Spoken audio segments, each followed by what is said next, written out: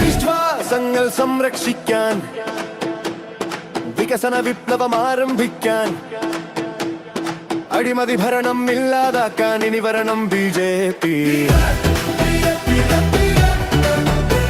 വിശ്വാസങ്ങൾ സംരക്ഷിക്കാൻ. സംസ്ഥാനം ഉറ്റുനോക്കുന്ന ഒരു നിയോജക മണ്ഡലമാണ് ഉടുമ്പൻചോല. ശക്തമായ ത്രികോണ മത്സരം നടക്കുന്ന ഉടുമ്പൻചോലയിലെ NDA സ്ഥാനാർത്ഥി അഡ്വക്കേറ്റ് സംഗീത വിശ്വനാഥനാണ് ഇന്ന് നമ്മളോടൊപ്പം മീറ്റ് ദി കാൻഡിഡേറ്റിൽ ചേരുന്നത്. നമസ്കാരം. നമസ്കാരം. എങ്ങനെ പോകുന്നു ഇലക്ഷൻ പ്രചാരണങ്ങളെല്ലാം? എത്രത്തോളം ആത്മവിശ്വാസത്തോടെയും എത്രത്തോളം വിജയപ്രതീക്ഷയോടെയുമാണ് ഈ ഇലക്ഷനെ നേരിടുന്നത്? വളരെ അധികം ആത്മവിശ്വാസത്തോടെ തന്നെയാണ് ഞാൻ ഈ ഇലക്ഷനെ നേരിടുന്നത്. മാറാത്തത് മാറും എന്നുള്ള ജനങ്ങൾ ആഗ്രഹിക്കുന്നു. ആ മാറ്റം എന്നിലൂടെ ആയിരിക്കും എന്നുള്ള വിശ്വാസം എനിക്കുണ്ട്. കാരണം ഇന്ന് ഇവിടെ ഏറ്റവും കൂടുതലുള്ളത് കർഷകരാണ്.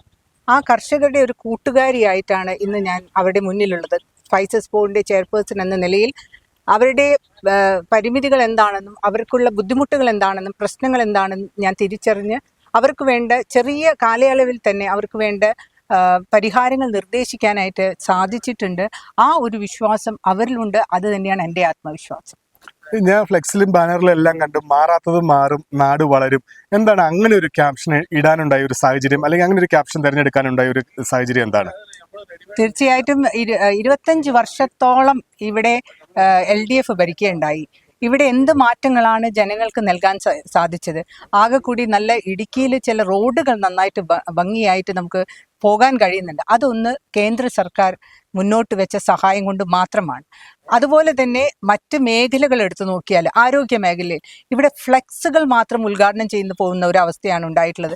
കഴിഞ്ഞ ദിവസം ഞാൻ തന്നെ ആയുർവേദ മെഡിക്കൽ കോളേജ്, ആ മെഡിക്കൽ കോളേജ് ഉദ്ഘാടനം ചെയ്തതായിട്ട് ഫ്ലെക്സ് ബോർഡ് അവിടെയുണ്ട്. പക്ഷെ ഞാൻ ചെന്ന് നോക്കുമ്പോൾ അവിടെ കുട്ടികൾ ബാറ്റും ബോളും എടുത്ത് കളിക്കുകയാണ്. ഒരു നല്ല ഗ്രൗണ്ട് അവർക്ക് ഉണ്ടാക്കി കൊടുത്തു എന്നുള്ളതാണ് നമുക്ക് കാണാൻ സാധിക്കുന്നത്. അതുപോലെ തന്നെ ഇന്ന് ഇവിടെ ഒരു ആംബുലൻസുകൾ ചീറിപ്പായുന്ന കാഴ്ചയാണ് കാണുന്നത്. എവിടേക്കാണ്? തേനി മെഡിക്കൽ കോളേജും കോട്ടയം മെഡിക്കൽ കോളേജുമാണ്. പക്ഷേ ഇവിടുത്തെ ആരോഗ്യ മേഖല ഒന്ന് നമ്മൾ നോക്കിയാൽ എത്രയോ മരണങ്ങൾ ഇവിടെ സംഭവിച്ചിട്ടുണ്ട്. ഇന്ന് അതിനൊരു ഒരു പരിഹാരം നിർദ്ദേശിക്കാനായിട്ട് ഈ ഗവൺമെന്റിന് സാധിച്ചിട്ടില്ല. അപ്പോൾ എവിടെയാണ് ഇവിടെ വികസനം നടന്നത് എന്ന ചോദ്യം മുന്നോട്ട് വയ്ക്കുകയാണ്. അതുപോലെ തന്നെ ഇവിടെ ടൂറിസം മേഖലയാണ്, ഏറ്റവും നല്ല ടൂറിസം മേഖലയാണ്. ആ ടൂറിസം മേഖലയിൽ ഇവർ ഒരുപാട് പദ്ധതികൾ ഇവിടെ നടപ്പിലാക്കി. ഒന്ന് പോലും നമുക്ക് ഒന്ന് കാണിച്ചു തരാം, നന്നായിട്ട് ഒന്ന് നടക്കുന്നു ഒന്നുപോലും ഇന്ന് ഇല്ല. ടേക്ക് എ ബ്രേക്ക് ഇവിടെ ഒരുപാട് പൈസ ചെലവാക്കി നടത്തിയതാണ്. അതിൽ പോലും അതിന് അഴിമതിയിൽ കെടുകാര്യസ്ഥയും കൊണ്ട് അതെല്ലാം ഒന്നും നടപ്പിലാവാത്ത ഒരവസ്ഥ. ഇപ്പം എന്താണ് ഈ ഭരണകർത്താക്കൾ ചെയ്യുന്നത്? ഒരു നല്ല ക്രിയാത്മകമായിട്ട് ദീർഘവീക്ഷണത്തോടെ ഒരു പ്രവർത്തനം ഇവിടെ കാണിച്ചു തരാനായിട്ടില്ല. അപ്പം അതുകൊണ്ട് തന്നെ മാറാത്തത് ഇവിടെ മാറണ്ടേ? ഇത്രയും വർഷങ്ങളായിട്ട് ഇവിടെ ചെയ്യുന്ന അവസരം കിട്ടിയിട്ടും അതൊന്നും നടപ്പിലാക്കാതെ ആരോഗ്യ മേഖല, വിദ്യാഭ്യാസ മേഖല, ഇവിടുത്തെ യുവജനങ്ങൾ മുഴുവൻ പറക്കുകയാണ്. ഇവിടുത്തെ അമ്മമാരായ വനിതകളായ മിക്ക ആളുകളെയും ഞാൻ നോക്കുമ്പോൾ നഴ്സുമാരായിട്ട് ഇസ്രയേലിൽ പോയി. അപ്പൊ ഇസ്രയേലിൽ പോയിട്ട് അവരെ സ്വന്തം കുടുംബം ഒരുമിച്ച് താമസിക്കാൻ, സന്തോഷത്തോടെ ജീവിക്കാനുള്ള ഒരു അവസരം അവർക്ക് കിട്ടുന്നില്ല. മറുനാട്ടിൽ പോയി കഷ്ടപ്പെട്ട് ജോലി ചെയ്ത് പൈസ അയച്ചിരുന്ന ഒരു സ്ഥിതിയിലേക്ക് ഇവിടെ വന്നത് എന്തുകൊണ്ടാണ്? നല്ലൊരു വിദ്യാഭ്യാസ മേഖല ഇവിടെ ഉണ്ടോ? ഇതൊക്കെ ഇവർക്ക് അവസരം കിട്ടിയിട്ട് ഇത്ര നാളായിട്ടും ചെയ്തിട്ടില്ല. അപ്പൊ അതുകൊണ്ട് തന്നെ മാറാത്തത് മാറണം. ശക്തരായ രണ്ട് മുന്നണികൾക്കെതിരെ രണ്ട് സ്ഥാനാർത്ഥികളെ അറിയപ്പെടുന്ന രണ്ട് നേതാക്കളാണ് എതിർപക്ഷത്തുള്ളത്. അപ്പൊ അവർക്കെതിരെ ഒരു പോരാട്ടത്തിന് ഇറങ്ങുമ്പോൾ എങ്ങനെയാണ് അതിനെ നോക്കിക്കാണുന്നത്? എത്രത്തോളം ഇത് ടെൻഷനുണ്ടോ, അതോ ഇത് നിസ്സാരമായിട്ട് നമുക്ക് നേടാവുന്ന ഒരു സാഹചര്യമാണോ? എങ്ങനെയാണ് ഈ എതിർപക്ഷത്തെ രണ്ടുപേരെയും നോക്കിക്കാണുന്നത്? ശക്തരായ കാൻഡിഡേറ്റ് ആണെന്ന് ഞാൻ അംഗീകരിക്കുന്നു. പക്ഷെ ഞാനും ശക്തയല്ലേ എന്നൊരു ചോദ്യം അവിടെയുണ്ട്. എന്തുകൊണ്ട്? ഞാൻ 10-15 വർഷമായിട്ട് ഇടുക്കിയുടെ മണ്ണിൽ തന്നെ ഒട്ടനവധി സാമൂഹ്യ പ്രവർത്തനങ്ങളുമായിട്ട് മുന്നിട്ടിറങ്ങിയിട്ടുള്ളൊരു വ്യക്തി തന്നെയാണ്. ഇവിടുത്തെ ജനങ്ങളോട് അവരുടെ പ്രശ്നങ്ങൾ എന്താണെന്ന് കൃത്യമായി മനസ്സിലാക്കാനും പക്ഷേ പരിഹാരം കാണാൻ ഒരു പരിധിവരെ അധികാരമില്ലാത്തതിനാൽ നമുക്ക് സാധിക്കുന്നില്ല. പക്ഷെ അധികാരത്തിലെത്തിയാൽ മാത്രമേ അവരുടെ പ്രശ്നങ്ങൾക്കൊരു പരിഹാരം കാണാനായിട്ട് സാധിക്കുകയുള്ളൂ. ശക്തമായ ഒരു കാൻഡിഡേറ്റ് എന്ന ആത്മവിശ്വാസത്തിൽ തന്നെയാണ് ഞാനും മത്സരിക്കുന്നത്. അതുകൊണ്ട് തന്നെ അവരോട് മത്സരം തന്നെയാണ് ഇവിടെ കാഴ്ചവെക്കുന്നത്. ചെയ്യുന്നത്.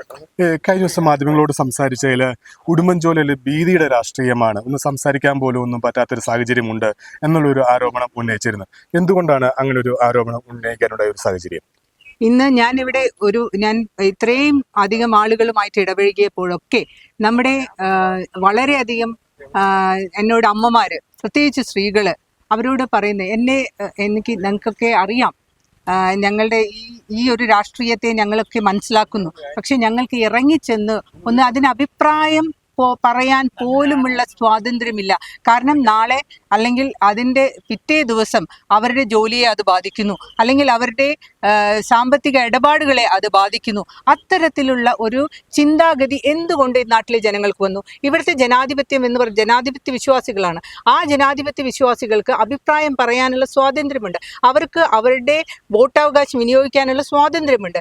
ഇതെല്ലാം ഭീതിയുടെ ഒരു രാഷ്ട്രീയം കളിച്ചുകൊണ്ട് അവരെ വായടപ്പിക്കുന്ന ഒരു സ്ഥിതി, ആ സ്ഥിതി ഉടുമ്പൻചോലയിലുണ്ട്. പക്ഷെ അത് ഞാൻ പറഞ്ഞപ്പോൾ തന്നെ ഇവിടെ ഒരു സുഹൃത്ത് അവിടെ TV-യിലും ഫേസ്ബുക്കിലും ഒക്കെ അതിനെ അധിക്ഷേപിക്കുകയും ഒക്കെ ഉണ്ടായിട്ടുണ്ട്. പക്ഷെ അതിനെതിരെ ഞാൻ നിയമ നടപടി, ഞാൻ ഒന്നില്ലെങ്കിൽ വക്കീലല്ലേ, അപ്പം ഞാൻ എന്തായാലും അതിനെതിരെ നിയമ നടപടി പോകുന്നുണ്ട്. കാരണം അതിനെ അധിക്ഷേപിക്കുന്നത് ശരിയല്ല. പക്ഷെ അവർക്ക് വിവരമില്ലാത്തത് കൊണ്ടാണ്. ഇവിടെ അത്തരം ഒരു രാഷ്ട്രീയം മാറിയാൽ മാത്രമേ ഇവിടെ അഴിമതിയെ തുടച്ചു നീക്കാനായിട്ട് സാധിക്കുകയുള്ളൂ. അഭിപ്രായങ്ങൾ സ്വാതന്ത്ര്യമായിട്ട് പറയാനും തൻ്റെ തൊഴിലിടങ്ങളിൽ അവർക്ക് സ്വതന്ത്രമായി പണി ചെയ്യാനും, ഒരു ബിസിനസ് ചെയ്യുന്നുവെങ്കിൽ ഒരു കച്ചവടക്കാർക്ക് സ്വന്തമായ അഭിപ്രായത്തിനനുസരിച്ച് കച്ചവടം ചെയ്യാനായിട്ടുള്ള സാഹചര്യങ്ങൾ ഇവിടെ ഉണ്ടെങ്കിൽ ശരിയായ ജനാധിപത്യം ഇവിടെ ഉണ്ടാവുകയുള്ളൂ, ശരിയായ വളർച്ച ഇവിടെ ഉണ്ടാവുകയുള്ളൂ. അപ്പോൾ ആ ഒരു തരത്തിലേക്ക് ചിന്താഗതിയിലേക്ക് നമ്മുടെ ആളുകൾ എത്തണമെങ്കിൽ അവർക്ക് അതിനുള്ള സൗകര്യം വേണം. അതുകൊണ്ടാണ് ഞാൻ ആ ഭീതിയുടെ രാഷ്ട്രീയം ഇവിടെ എടുത്തു പറഞ്ഞത്. എന്തുകൊണ്ടാണ് സ്വന്തം നിയോജക മണ്ഡലത്തെക്കാളും ഉടുമ്പൻചോലയെ ചേർത്ത് പിടിക്കാൻ, ഉടുമ്പൻചോലയിൽ മത്സരിക്കാൻ തീരുമാനിക്കാനുള്ള ഒരു സാഹചര്യം എന്താണ്? അഡ്വക്കേറ്റ് സംഗീത വിശ്വനാഥൻ എന്ന വ്യക്തി ഇന്ന് കേരളം മുഴുവനും സമുദായ പ്രവർത്തനവുമായിട്ട് ഇറങ്ങിച്ചെന്നുള്ള ഒരു വ്യക്തിയാണ്. അപ്പോൾ കഴിഞ്ഞ ഇടുക്കിയിൽ പ്രത്യേകിച്ച് എനിക്ക് വളരെ ഇഷ്ടമുള്ള ഒരു മേഖലയാണ്. പ്രത്യേകിച്ച് സമുദായ പ്രവർത്തനം കൂടുതൽ ഇടുക്കി ജില്ലയിൽ ഞാൻ നടത്തിയിട്ടുണ്ട്. അപ്പോൾ അവരുമായിട്ടുള്ള ഒരു അടുപ്പം വളരെയധികം എനിക്ക് ഉണ്ടായിട്ടുണ്ട്.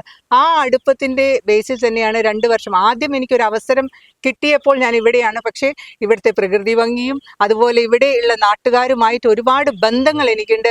പ്രത്യേകിച്ച് സ്പൈസസ് ബോർഡ് എന്ന ആ ഒരു മേഖലയിൽ ഞാൻ പ്രവർത്തിച്ചതുകൊണ്ട് കർഷകരുമായിട്ടുള്ള ഒരുപാട് അടുപ്പവും ഒക്കെ ഇവിടെയുണ്ട്. പ്രത്യേകിച്ച് ഇടുക്കി വളരാനുണ്ട്. ആ ഇടുക്കിയിൽ വളരാനായിട്ട് ഒരുപാട് പ്രവർത്തനങ്ങൾ ചെയ്യാൻ കഴിയും എന്നുള്ളൊരു ആത്മവിശ്വാസം കൂടി എനിക്കുണ്ട്. ഇപ്പോൾ BDJS എന്ന പാർട്ടിയുടെ അധ്യക്ഷൻ്റെ ഒരു നിർദ്ദേശപ്രകാരമാണ് ആദ്യം ഞാൻ വന്നെങ്കിലും ഇന്ന് അതിനോട് ഞാൻ യോജിച്ചു പോയി. ഇന്ന് എനിക്കിഷ്ടമുള്ള ഒരു മണ്ഡലമാണ്. പ്രത്യേകിച്ച് ഉടുമ്പൻചോല എന്നുള്ള പ്രദേശം ഏലക്ക കർഷകരുടെ ഒരു കൂട്ടുകാരിയാണ്. സ്പൈസസ് ബോർഡ് ആകെ കൂടി മാൻഡേറ്റ് ഉള്ള ഒരു സ്ഥലം എന്ന് പറയുന്നത് ഉടുമ്പൻചോലയിലെ ഏലം മാത്രമാണ്. ഈ പൊതുപ്രവർത്തക എന്നതിൽ ഉപരി ഒരു വ്യക്തിപരമായ ബന്ധങ്ങൾ ഉടുമ്പൻചോലയുമായിട്ടുണ്ടോ? ഉണ്ട്. കാരണം ഒരു സാമുദായിക പ്രവർത്തക എന്ന നിലയിൽ നിന്നാണ് ഞാൻ രാഷ്ട്രീയക്കാരിയായി മാറിയത്. പക്ഷെ രാഷ്ട്രീയക്കാരിയായി മാറിയപ്പോൾ തന്നെ അതിൽ നിന്ന് വ്യത്യസ്തമായിട്ട് ഇപ്പൊ ക്രിസ്ത്യൻ വിഭാഗത്തിലുള്ള ആളുകളുമായിട്ടും ഒരുപാട് കർഷകർ മാത്രമേ പ്ലാന്റേഴ്സും ട്രേഡേഴ്സും ഒക്കെ ആയിട്ടുള്ള ഒരു ബന്ധം എനിക്ക് ഈ ഒരു കാലയളവ് ഉണ്ടാക്കിയെടുക്കാനായിട്ട് സാധിച്ചിട്ടുണ്ട്. അവർക്കും എന്നിൽ ആത്മവിശ്വാസമുണ്ട് എന്ന് തന്നെയാണ് അവർ എന്നോട് പറഞ്ഞിട്ടുള്ള ഒരു സവിശേഷത. ഈ സ്പൈസസ് ബോർഡ് ചെയർപേഴ്സൺ എന്ന നിലയിൽ ഒരുപാട് തോട്ടങ്ങളും കർഷകരുമായിട്ടൊക്കെ ഒരുപാട് ബന്ധങ്ങളുണ്ടാവും. അപ്പോൾ ആ ഒരു ബന്ധങ്ങളെല്ലാം ഈ ഇലക്ഷനിൽ, ഈ ഒരു തെരഞ്ഞെടുപ്പിൽ നമുക്ക് അനുകൂല സാഹചര്യങ്ങളാണോ ഉള്ളത്? കർഷകരുമായിട്ടുള്ള ഒരു ബന്ധങ്ങൾ എങ്ങനെയാണ്? ഈ സ്പൈസസ് ബോർഡ് ചെയർപേഴ്സൺ എന്ന നിലയിൽ ആ ഒരു വർഷങ്ങളായിട്ടുള്ള ബന്ധങ്ങളുണ്ടാവും. അപ്പം അതെങ്ങനെയാണ് ഈ ഒരു തെരഞ്ഞെടുപ്പിനെ നമുക്ക് സാധിക്കുക, അവരോടൊപ്പം ചെലവഴിക്കാൻ സാധിച്ചതിൻ്റെ ആ ഒരു നേട്ടം നമുക്ക് ഈ തെരഞ്ഞെടുപ്പിൽ കാണാൻ സാധിക്കുമോ? ഒരാൾക്ക് അവസരം കിട്ടുമ്പോഴാണ് അവർക്ക് എന്തൊക്കെ ചെയ്യാൻ കഴിയും എന്നുള്ളത് മറ്റുള്ളവർക്ക് മനസ്സിലാക്കാൻ സാധിക്കുള്ളൂ. അങ്ങനെ ഒരു അവസരമാണ് സ്പൈസസ് ബോർഡ് വന്നു ചേർന്നതിലൂടെ എനിക്ക് ലഭിച്ചത്. അങ്ങനെ ആ അവസരത്തിൽ ചെറിയ കാലയളവ് ആണ് ഇന്ന് സ്പൈസസ് ബോർഡ് ചെയർപേഴ്സണായിട്ട് ഇരുന്നെങ്കിലും ഒരുപാട് മാറ്റങ്ങൾ വരുത്താൻ സ്പൈസസ് ബോർഡിൽ അത് മനസ്സിലാക്കാനും അതിൽ എന്താണ് മാറ്റങ്ങൾ നമുക്ക് ചെയ്യേണ്ടത്. ഈവനിങ് ഓപ്ഷൻ ട്രേഡേഴ്സിന് ഏറ്റവും കൂടുതൽ പ്രശ്നമുണ്ടായിരുന്ന ഒരു കാര്യമായിരുന്നു. ആ ഈവനിങ് ഓപ്ഷനിലേക്ക് നമ്മൾ സ്പൈസസ് ബോർഡ് കടന്നു. അതുപോലെ തന്നെ അവിടെ ആവശ്യമുള്ള ഇന്ന് ഏറ്റവും കൂടുതൽ സ്പൈസസ് ബോർഡ് എക്സ്പോർട്ടിംഗ് മേഖലയിലാണ് കോൺസെൻട്രേറ്റ് ചെയ്തേക്കുന്നത്.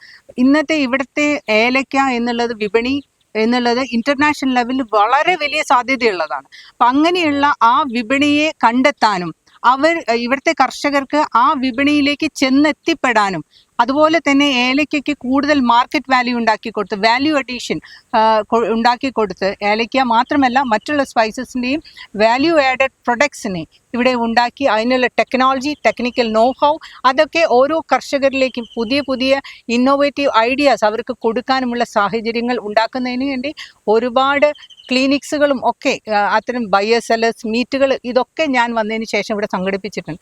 അതുപോലെ തന്നെ ഏറ്റവും കൂടുതൽ ആവശ്യം എന്ന് പറയുന്നത് ഈ മണ്ണിനെ സംരക്ഷിക്കണം എന്നുള്ളതാണ്. കാർഡമം ഹിൽ റിസർവ് എന്ന് പറയുന്ന ആ ഒരു മേഖല അതിനെ സംരക്ഷിച്ചുകൊണ്ട് അതാണ് നമ്മളുടെ അസ്തിത്വം എന്ന് പറയുന്നത്. അതിനെ സംരക്ഷിച്ചുകൊണ്ട് ഏറ്റവും നല്ല വിപണി കണ്ടെത്തുക എന്നുള്ളത്. അതിന് ഈ മണ്ണ് പലപ്പോഴും ഞാൻ ചില കൃഷിയിടങ്ങളിൽ പോയി അനുഭവപ്പെട്ട കാര്യമാണ്. സ്പോഞ്ച് പോലെയുള്ള മണ്ണ് ഇന്നും ഉള്ള കൃഷിയിടങ്ങളുണ്ട്. അത് സംരക്ഷിക്കേണ്ടത് ഏറ്റവും ആവശ്യമാണ്. പിന്നെ വില കിട്ടുക, ഏറ്റവും കൂടുതൽ പ്രൊഡക്ഷൻ എടുക്കുക എന്ന് മാത്രമല്ല, നാളത്തെ തലമുറയ്ക്ക് ഈ മണ്ണ് ഉപകാരപ്പെട്ട രീതിയിൽ ഇത് കൊണ്ടുപോകണം. അതിന് വേണ്ടിയിട്ടുള്ള മിത്രകീടങ്ങളായാലും അതിനുള്ള സയൻറ്റിഫിക് റിസർച്ച് സ്പൈസ് ബോർഡിൻ്റെ കീഴിൽ നടക്കുന്നുണ്ട്. ഏറ്റവും പുതിയ വെറൈറ്റീസ് ഇന്നത്തെ കാലാവസ്ഥ വ്യതിയാനം അനുസരിച്ചുള്ള സ്പൈസസ് ബോർഡിൻ്റെ വെറൈറ്റി ഓഫ് ICRA 10 സുഗന്ധഭാരതി പോലെയുള്ള വെറൈറ്റീസ് നമ്മൾ പുറത്തിറക്കിയിട്ടുണ്ട്. കർഷക അവാർഡുകൾ പുതിയൊരു പാറ്റേണിൽ നിശ്ചയിച്ചുകൊണ്ട് ഇന്നത്തെ കർഷകരെ കണ്ടെത്തി അവർക്ക് വേണ്ട പ്രോത്സാഹനം നൽകാനായിട്ടുള്ള സംരംഭങ്ങൾ നമ്മൾ ചെയ്തു കൊടുത്തു. അതുപോലെ തന്നെ ഇന്ന് സ്ത്രീ കർഷകർക്ക് അവർ ഒരുപാട് പരിമിതികൾ നിന്നുകൊണ്ടാണ് അവരുടെ സംരംഭം വിജയിപ്പിക്കുന്നത്. അവർക്ക് വേണ്ട ഒരുപാട് സഹായങ്ങൾ, സബ്സിഡികൾ, അതിനുവേണ്ട പുതിയ ബഡ്ജറ്റ് പ്രപ്പോസൽസ് അടക്കം സ്പൈസസ് ബോർഡിനെ കൂടുതൽ ഊർജ്ജസ്വലമാക്കി ഈ നാട്ടിലെ പ്രത്യേകിച്ച് ഇടുക്കി മേഖലയിലെ കർഷകർക്ക് അത് ഗുണകരമാക്കാനുള്ള സാധ്യതകൾ ഞാൻ ഈ ചുരുങ്ങിയ കാലയളവിൽ തന്നെ ചെയ്യാനായിട്ട് എനിക്ക് സാധിച്ചിട്ടുണ്ട്. അപ്പം അതുകൊണ്ട് തന്നെയാണ് ഇവിടെ ആ ഒരു വിശ്വാസം ജനങ്ങൾക്കുള്ളത്. ആ പ്ലാന്റേഴ്സിൻ്റെ ഇടയിൽ അവർക്കത് ബോധ്യമായിട്ടുള്ളതാണ്. ഈ നിലവിൽ ഉടുമ്പൻചോലയിലെ ഏലം കർഷകർക്കും സാധാ കർഷകരും ഇനി ഭാവിയിലേക്ക് നേരിടാൻ പോകുന്ന പ്രധാന വെല്ലുവിളികൾ എന്തൊക്കെയായിരിക്കും? കാലാവസ്ഥ വ്യതിയാനം വലിയൊരു വെല്ലുവിളിയാണ്. വന്യമൃഗ ശല്യം. വന്യമൃഗങ്ങളെ അവരുടെ ആവാസ വ്യവസ്ഥയിൽ നിർത്തിക്കൊണ്ട് അതിന് പുതിയ സാങ്കേതിക പോലെയുള്ള സാങ്കേതിക വിദ്യകൾ ഉപയോഗിച്ചുകൊണ്ട് അതിനൊരു ആവാസ വ്യവസ്ഥ കൃത്യമായി നിശ്ചയിച്ച് അവരുടെ സംരക്ഷണം ഉറപ്പുവരുത്തി കാട് കാടാവാതെയും ഉള്ള ഒരു സംരക്ഷണ രീതിയിൽ നമുക്ക് മുന്നോട്ട് പോകേണ്ടതുണ്ട്. അതൊരു വലിയ വെല്ലുവിളിയാണ് കർഷകരെ സംബന്ധിച്ചിടത്തോളം. പിന്നെ ഇവിടെ പട്ടയ പ്രശ്നങ്ങൾ, ഭൂപ്രശ്നങ്ങൾ ഇവിടെ നിലനിൽക്കുന്നു. പട്ടയ പ്രശ്നങ്ങളിൽ പ്രത്യേകിച്ച് CR പോലെയുള്ള ഇന്നും കർഷകർക്ക് കിട്ടാനുണ്ട്. പട്ടയ പ്രശ്നങ്ങൾ നമുക്കറിയാം, വിവിധ രാഷ്ട്രീയ പാർട്ടികളൊക്കെ തന്നെ ഇലക്ഷൻ ആവുമ്പോൾ ആ സമയത്ത് മാത്രം ഒരുപാട് വാഗ്ദാനങ്ങൾ കൊടുക്കുകയും പക്ഷെ യഥാർത്ഥത്തിൽ ഇവിടെ ഷോപ്പ് സൈറ്റിന് പട്ടയം കൊടുക്കാമെന്ന് പറഞ്ഞു. പക്ഷെ അത് യഥാർത്ഥത്തിൽ അത് സാധ്യമാകുമോ എന്നുള്ളത് വളരെ ഒരു വെല്ലുവിളിയാർന്ന ചോദ്യമാണ്. അത്തരം പ്രശ്നങ്ങൾ ക്രിയാത്മകമായിട്ട് പഠിച്ച് അതിന് വേണ്ട ഒരു പരിഹാരം അത് കേന്ദ്ര ഗവൺമെൻറ്റിന് മാത്രമേ സാധിക്കുകയുള്ളൂ. അതിൽ കൃത്യമായിട്ട് ഇടപെടാനായിട്ട് ഞാൻ ഇവിടെ ജയിച്ചു വന്നാൽ സാധിക്കുമെന്നുള്ള കാര്യത്തിൽ തർക്കമൊന്നുമില്ല. ഇവിടുത്തെ ആ കേന്ദ്ര സഹായം കിട്ടിയാൽ മാത്രമേ ഇവിടുത്തെ ഭൂപ്രശ്നങ്ങൾക്കൊരു പരിഹാരം ഉണ്ടാവാൻ സാധ്യമാവുകയുള്ളൂ. അപ്പോൾ ആ പട്ടയ പ്രശ്നങ്ങളിലും ഭൂപ്രശ്നങ്ങളിലും ക്രിയാത്മകമായിട്ട് ഇടപെടാനായിട്ട് ഇവിടെ ഇടുക്കി ജില്ലയിൽ ഉടുമ്പൻചോല മണ്ഡലത്തിൽ അത് സാധിക്കുമെന്നുള്ള കാര്യത്തിൽ തർക്കമൊന്നുമില്ല. ഈ പട്ടയ വിഷയം, ഭൂവിഷയങ്ങൾ, ഈ വിഷയങ്ങളിലെല്ലാം ഒരു ശാശ്വതമായ ഒരു പരിഹാരം എന്താണ് NDA മുന്നോട്ട് വയ്ക്കുന്നത്? ശാശ്വതമായ പരിഹാരം എന്ന് പറഞ്ഞാൽ ഈ പട്ടയ വിഷയങ്ങൾ യഥാർത്ഥത്തിൽ ഇവിടെ പട്ടയ ഭൂമി എല്ലാവർക്കും ആവശ്യമാണ്. കാരണം കൃത്യമായി പറഞ്ഞാൽ നമ്മളുടെ ഒരു ലോൺ എടുക്കാൻ പോലും ഇവിടുത്തെ ജനങ്ങൾക്ക് സാധിക്കുന്നില്ല. ഒരു കുട്ടിയുടെ വിവാഹമുണ്ടായാൽ അല്ലെങ്കിൽ ഒരു വിദ്യാഭ്യാസത്തിനായാലും ഒരു ലോൺ എടുക്കാൻ ചെന്നാൽ അവർക്ക് പാവപ്പെട്ട ജനങ്ങളാണ്, പാവപ്പെട്ട കർഷകരാണ്, അവർക്ക് അത് സാധിക്കുന്നില്ല. കൃത്യമായിട്ട് അവരുടെ രേഖകൾ ഉണ്ടാവണം. അതിന് ഗവൺമെൻറ് വിചാരിച്ചാൽ സാധിക്കും. കാരണം ഈ നാട്ടിൽ ഗവൺമെൻറ്റാണ് നിയമങ്ങൾ ഉണ്ടാക്കുന്നത് ജനങ്ങൾക്ക് വേണ്ടിയാണ്. ജനങ്ങൾക്ക് വേണ്ടിയിട്ടുള്ള നിയമങ്ങൾ, അതോടൊപ്പം ഭൂമിയെ സംരക്ഷിച്ചു കൊണ്ടുപോകാനുള്ള നിയമങ്ങൾ, ഇതെല്ലാം യോജിച്ചു പോയാൽ മാത്രമേ നല്ല രീതിയിൽ നമുക്ക് ഭൂമി എല്ലാ ജനങ്ങൾക്കും അതോടൊപ്പം തന്നെ നാളത്തെ തലമുറയ്ക്കും അനുഭവിക്കുന്ന രീതിയിലേക്ക് ഒരു കൃത്യമായ നിയമനിർമ്മാണം കൊണ്ടുവരാൻ ഇത് ഗവൺമെന്റിന് സാധിക്കും. കേന്ദ്ര ഗവൺമെന്റിന് അത് സാധിക്കും. അതിൽ കൃത്യമായിട്ട് ഇവിടെ നിന്ന് നമ്മൾ അതിനുള്ള ഇൻഫോർമേഷനും കൃത്യമായിട്ടുള്ള ആവശ്യങ്ങളും അവിടെ ഉന്നയിക്കണം. അതിൽ ഉന്നയിക്കാൻ ഒരു പ്രതിനിധി ഇവിടെ ആവശ്യമാണ്. ആ പ്രതിനിധിയായിട്ട് ഇവിടുത്തെ നാട്ടിലെ ജനങ്ങൾ എന്നെ കാണണമെന്നാണ് എനിക്ക് അവരോട് അഭ്യർത്ഥിക്കാനുള്ളത്. തെരഞ്ഞെടുക്കപ്പെട്ടു കഴിഞ്ഞ് കഴിഞ്ഞാൽ ഒരു 100 ദിന കർമ്മ പരിപാടി എന്ന നിലയിൽ സ്വന്തം മണ്ഡലത്തിൽ നടപ്പിലാക്കാൻ ഉദ്ദേശിക്കുന്ന എന്തെങ്കിലും 100 ദിനത്തിനുള്ളിൽ നടപ്പിലാക്കാൻ ഉദ്ദേശിക്കുന്ന എന്തെങ്കിലും പദ്ധതികൾ അങ്ങനെ എന്തെങ്കിലും മനസ്സിൽ ആവിഷ്കരിച്ചിട്ടുണ്ടോ? ഒന്ന്, സ്പൈസസ് പാർക്ക് എന്നുള്ള ആ പദ്ധതിയിൽ ഏറ്റവും കൂടുതൽ ഒരു സ്പൈസസ് ഹബ്ബാക്കി ലാബുകൾ ഒക്കെ സെറ്റ് ചെയ്തുകൊണ്ട്, കാരണം നമുക്കറിയാം ഇന്ന് എക്സ്പോർട്ടിന് ഏറ്റവും കൂടുതൽ ആവശ്യം, നമുക്ക് വില കിട്ടണമെങ്കിൽ നല്ല എക്സ്പോർട്ട് ഇവിടെ നടക്കണം. അപ്പം അതിനുവേണ്ടി കൃത്യമായിട്ട് നല്ല ഹൈ ക്വാളിറ്റി ലാബുകൾ ഇവിടെ ആവശ്യമുണ്ട്. കാരണം ഇന്ന് ഇൻ്റർനാഷണൽ ലെവലിലുള്ള പാരാമീറ്റേഴ്സ്, ആ പാരാമീറ്റേഴ്സ് ഓരോന്നും മാറിക്കൊണ്ടിരിക്കുന്ന അവസരത്തിൽ നമ്മുടെ കർഷകർക്ക് അത് കൃത്യമായിട്ട് അതറിയാനും മനസ്സിലാക്കാനും അത് ടെസ്റ്റ് ചെയ്യാനുമുള്ള സൗകര്യങ്ങൾ ഇവിടെ വേണം. അതോടൊപ്പം തന്നെ മാറി മാറി വരുന്ന, ഇപ്പം നമുക്കറിയാം ഇപ്പം യുദ്ധമൊക്കെ നടന്നുകൊണ്ടിരിക്കുമ്പോഴൊക്കെ ഇതിനിടയിൽ തന്നെ ഒരുപാട് മാറ്റങ്ങൾ ഇൻ്റർനാഷണൽ ലെവലിൽ നമ്മുടെ ട്രേഡ് അഗ്രിമെൻറ്റ്സും ഒക്കെ മാറി മാറി വന്നിട്ടുണ്ട്. ഇതിനെക്കുറിച്ചൊക്കെ മനസ്സിലാക്കാനുള്ള ഒരു ഹബ്ബുകളായിട്ട് ഇവിടെയുള്ള ഇത് ഡെവലപ്പ് ചെയ്യേണ്ടതുണ്ട്. അപ്പോൾ അതിന് വേണ്ടിയിട്ടുള്ളൊരു ശ്രമം നമ്മുടെ ഭാഗത്ത്. സ്ത്രീകളെ സംബന്ധിച്ചിടത്തോളം അവർ സ്കിൽ ഡെവലപ്മെൻറ്റ് ഏറ്റവും കൂടുതൽ വെറുതെ എന്തെങ്കിലും ചെയ്യല, ഒട്ടനവധി ഇപ്പോൾ പ്രൊഫഷണൽ വിദ്യാഭ്യാസം മാത്രമല്ല മറിച്ച് മറ്റൊരു മേഖല ഇവിടെ തുറന്നു കൊടുത്തിട്ടില്ല. ആ ഒരു മേഖല ഇവിടെ തുറന്നു കൊടുക്കാനുള്ള ഒരു വലിയ ശ്രമം എൻ്റെ ഭാഗത്തു നിന്നുണ്ടാവും. ടൂറിസം മേഖലയിൽ ഏറ്റവും സാധ്യതയുള്ള മണ്ഡലം എന്ന് പറയുന്നത് ഉടുമ്പൻചോലയാണ്. ടൂറിസം മേഖലയിലെ ആ വലിയ ഒരു പദ്ധതി, ഒരു ബൃഹത് പദ്ധതി തന്നെ കേന്ദ്രത്തിൻ്റെ സഹായത്തോടെ ഇവിടെ കൊണ്ടുവരണം. പിന്നെ വന്യജീവി പ്രശ്നങ്ങൾ, അതിനൊരു ശാശ്വത പരിഹാരം ഇവിടെ ഉണ്ടാവണം. അതും എൻ്റെ മനസ്സിലുള്ളൊരു കാര്യമാണ്. അതോടൊപ്പം തന്നെ യുവാക്കളെ എങ്ങനെയാണ് NDA പരിഗണിക്കുന്നത്? യുവത്വം എന്ന് പറയുന്നതാണ് ഒരു നാടിൻ്റെ ശക്തി എന്ന് പറയുന്നത്. ഇവിടുത്തെ യുവജനങ്ങൾ മുഴുവനും പറക്കുകയാണ്. അവരെ ഇവിടെ പിടിച്ചു നിർത്താനായിട്ടുള്ള ഇന്ന് AI സാങ്കേതിക വിദ്യ എന്നുള്ളത് ഏറ്റവും ഇന്ത്യ പ്രൊമോട്ട് ചെയ്യുന്നൊരു വിദ്യയാണ്. ആ വിദ്യയുടെ ഒരു ഹബ്ബ് എന്തുകൊണ്ട് ഇടുക്കിയിലും ആയിക്കൂടാ?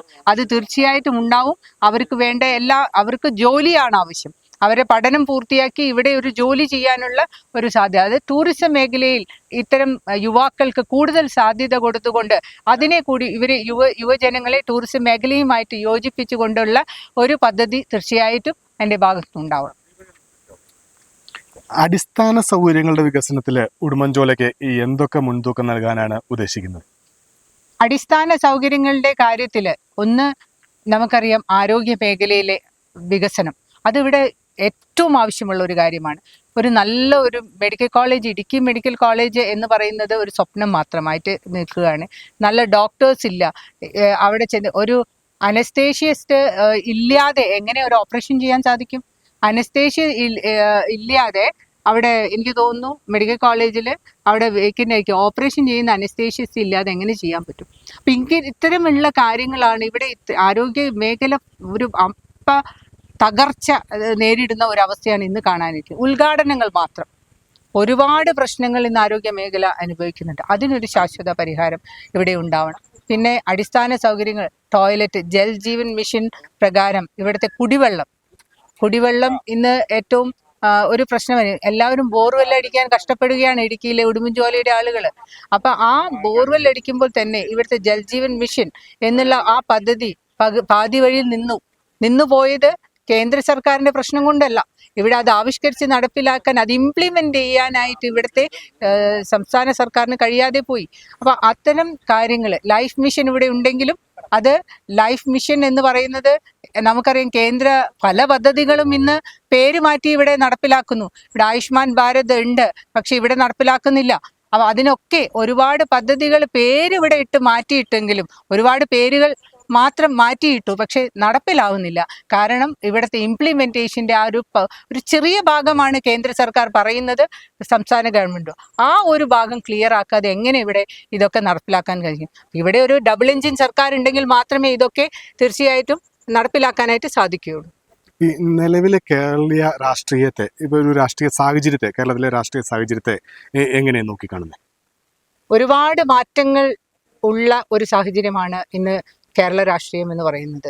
ഒരു ദേശീയ ജനാധിപത്യ സഖ്യത്തെ ഇന്ന് എല്ലാവരും നെഞ്ചോട് ചേർക്കുന്നു. കഴിഞ്ഞ 2-3 വർഷങ്ങളായിട്ട് 2-3-4 വർഷങ്ങളായിട്ട് നമുക്കറിയാം ശ്രീ നരേന്ദ്രമോദി ജി മുന്നോട്ട് വെച്ച ആശയങ്ങളും അതുപോലെ പ്രവർത്തനങ്ങളും ഇന്ന് മാതൃകയായിട്ട് നിലനിൽക്കുകയാണ്. അപ്പം അതെല്ലാം ഇന്ന് ഒരു വികസന കാഴ്ചപ്പാടോ തന്നെ ഇന്ന് കേരളത്തിലെ ജനങ്ങൾ അത് ആഗ്രഹിക്കുന്നു. അത് ഇവിടെ തീർച്ചയായിട്ടും അതുകൊണ്ടാണ് ഇന്ന് കേരളത്തിലെ ജനങ്ങൾ പറയുന്നത് മാറാത്തത് മാറണമെന്ന്. ഒരു അഭിഭാഷിക എന്നുള്ള ഒരു നിലയിൽ നിങ്ങളുടെ അനുഭവങ്ങൾ രാഷ്ട്രീയത്തിൽ എത്രത്തോളം സ്വാധീനിച്ചിട്ടുണ്ട്? അഭിഭാഷിക എന്ന നിലയിൽ ഒരുപാട് പ്രശ്നങ്ങൾ കൈകാര്യം ചെയ്യാനും അതുപോലെ തന്നെ ഞാനൊരു ആക്റ്റീവ്ലി പ്രാക്ടീസിങ് അഡ്വക്കേറ്റ് തന്നെയാണ്. ഹൈക്കോർട്ടിലായിട്ടും പ്രാക്ടീസ് ചെയ്യുന്നുണ്ട്. അപ്പോൾ അതുകൊണ്ട് തന്നെ ജനങ്ങളുടെ പ്രശ്നങ്ങൾ അതിനെങ്ങനെ പരിഹാരം കാണാനായിട്ട് സാധിക്കും എന്നുള്ള ഒരു സ്കില്ല്, ആ സ്കില്ല് എനിക്ക് തീർച്ചയായിട്ടും അഭിഭാഷക വൃത്തിയിൽ ഏകദേശം 25 വർഷത്തോളമായിട്ട് അഭിഭാഷക വൃത്തിയിലുള്ളതാണ്. അപ്പോൾ ജനങ്ങളുമായിട്ട് ഇടപഴകിക്കൊണ്ട് അവരുടെ പ്രശ്നങ്ങൾ എന്താണെന്ന് കേൾക്കാനും അതിനൊരു പരിഹാരം തേടലുമാണല്ലോ നിയമജ്ഞയായിട്ട് കൂടി നമ്മൾ ഇരിക്കുമ്പോൾ നമ്മൾ ചെയ്തുകൊണ്ടിരിക്കുന്നത്. അത് തീർച്ചയായിട്ടും രാഷ്ട്രീയ മണ്ഡലത്തിൽ എനിക്ക് ഒട്ടും ഉപകാരപ്രദമായിട്ടുണ്ട് എന്ന കാര്യത്തിൽ തർക്കമില്ല. ഉടുമ്പൻചോലയെ കുറിച്ച് ഒറ്റ വാക്കിൽ പറയാൻ പറഞ്ഞാൽ എന്ത് പറയും? ഉടുമ്പൻചോല എന്ന് പറയുന്നത് ഏറ്റവും ഒരു ഭൂമിയിലെ സ്വർഗം തന്നെയാണ്. ആ സ്വർഗത്തിലെ ആളുകൾക്ക് അവർക്ക് വേണ്ട അവരെ കൂട്ടുകാരിയായി നിന്നുകൊണ്ട്, കർഷകരുടെ കൂട്ടുകാരിയായി നിന്നുകൊണ്ട്, അവരുടെ യുവജനങ്ങളുടെ കൂട്ടുകാരിയായി നിന്നുകൊണ്ട്, ഇവിടുത്തെ സ്ത്രീജനങ്ങളുടെ കൂട്ടുകാരിയായി നിന്നുകൊണ്ട് അവർക്ക് വേണ്ടി എന്നും നിലകൊള്ളാൻ തന്നെയാണ് എൻ്റെ ആഗ്രഹം. ഉടുമ്പൻചോലയിലെ വോട്ടർമാരോട് പറയാനുള്ള സന്ദേശം എന്താണ്? ഇപ്രാവശ്യം മാറ്റമുണ്ടാവണം, അതിനൊരു അവസരം എനിക്ക് തരണം. ആ അവസരം തന്നാൽ തീർച്ചയായിട്ടും നിങ്ങളോടൊപ്പം ഞാനുണ്ടാവും. തെങ്ങിൻ തോപ്പ് അടയാളത്തിൽ നിങ്ങൾ എല്ലാവരും നിങ്ങളുടെ ജനാധിപത്യ അവകാശം വിനിയോഗിക്കണമെന്നുമാണ് എനിക്ക് അവരോട് അഭ്യർത്ഥിക്കാനുള്ളത്. മോദിജിയുടെ ഒരു സ്പർശം തീർച്ചയായിട്ടും മാതൃകാപരമായിട്ടുള്ള ഒരു സ്പർശനം ഇവിടെ ഉണ്ടാവണം. അത് നിങ്ങളെല്ലാവരും എൻ്റെ ഒപ്പം ഉണ്ടാവണം. 100% വിജയപ്രതീക്ഷയുമായാണ് NDA സ്ഥാനാർത്ഥി പ്രചാരണ രംഗത്ത് സജീവമായിരിക്കുന്നത്.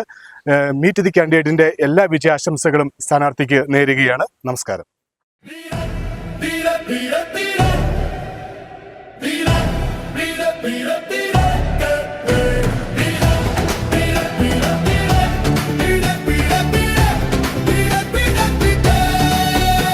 വിശ്വാസങ്ങൾ സംരക്ഷിക്കാൻ, വികസന വിപ്ലവം ആരംഭിക്കാൻ, അഴിമതി ഭരണം ഇല്ലാതാക്കാൻ ഇനി വരണം BJP.